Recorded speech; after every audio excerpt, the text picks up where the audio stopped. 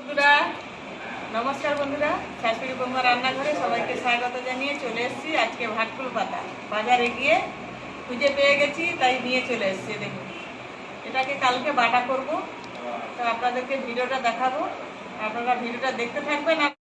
দেখুন বন্ধুরা, আমি মিক্সিতে কাঁচা লঙ্কা আর ভাটকুল পাতাটাকে আমি পেস্ট করে নিয়েছি। হ্যাঁ, তো এবারে গ্যাসটা জ্বেলে নিয়েছি। সরষের তেল গরম হয়ে গেছে, আমি অল্প করে একটু কালো জিরে ফোড়ন দেবো। তারপরে এই পাতা যে পেটে রেখেছি ভাটকুল পাতাটা দিয়ে দেবো।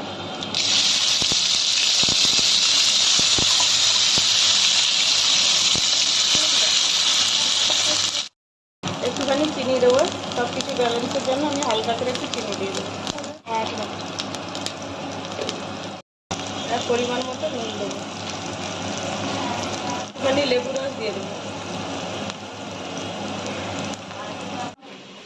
কড়াইতে পুরো শুকনো করে ভেজে নিয়েছি। হ্যাঁ, ভিডিওটা যদি